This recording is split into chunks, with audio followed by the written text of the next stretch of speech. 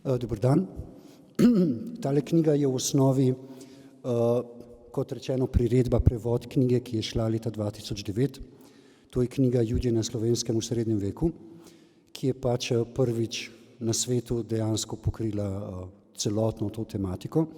Ta knjiga v angleščini ni samo prevod, ampak je dejansko tudi malo predelava, 2 poglavji sta vzeti ven.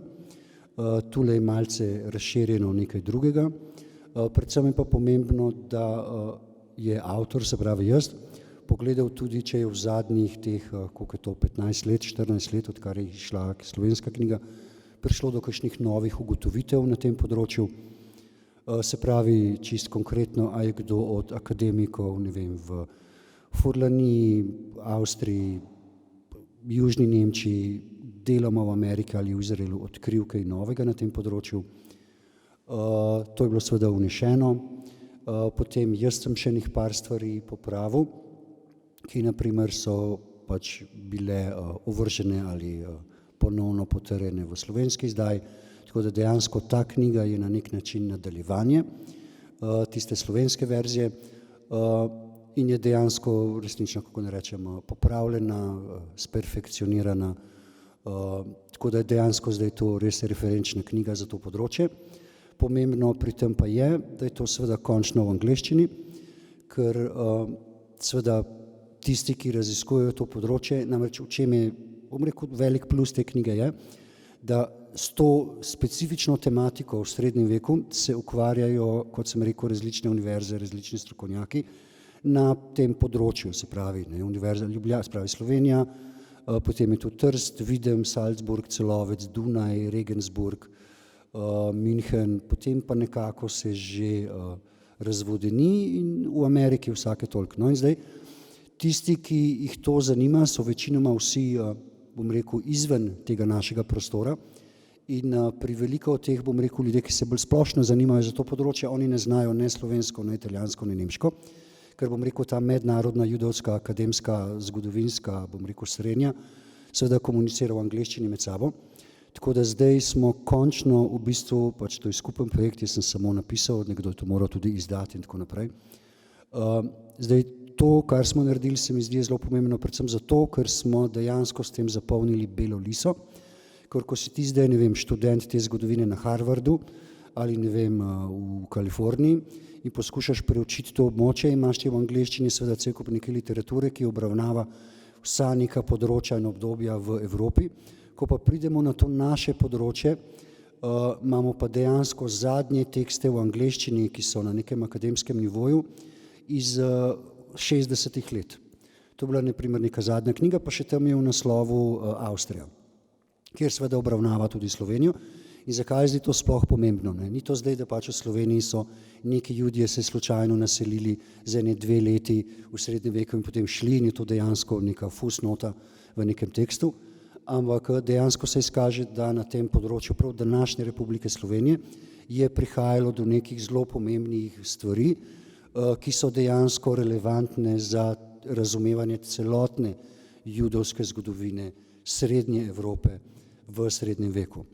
Zdaj, če samo čisto na kratko, seveda, ker ni časa, tle eno, na primer, v knjigi je dodelano in popravljeno poglavje o antiki, pozna antika Akvileja, se pravi Oglej, izkaže se, da je bila v Ogleju ena največjih judovskih skupnosti na severni obali Sredozemlja izven Rima in da je bilo tam cel kup teh Judov in da so te Judje dejansko vplivali na nastanek oglejskega krščanstva, kar je seveda zelo relevantno za naš prostor in da v bistvu imamo znotraj akvilejskega kreda, se pravi kredo in unim delom, tega kreda, da imamo zelo močne vplive judaizma in da so bili te vplivi judovstva na akvilejsko krščanstvo tako močni, da imamo še nekje v 7. stoletju na furlanskem podeželju krščanske kmete, podložnike, ki praznujejo soboto in ne nedelje.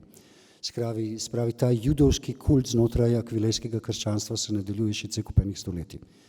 Zdaj, potem je tu še tudi navedeno, kaj zdaj neke nove domneve v vezi z tem velikim mozaikom v Akvileji, da je povsem verjetno, da je tam celo bila sinagoga, da je ta velik mozaik pripadal sinagogi.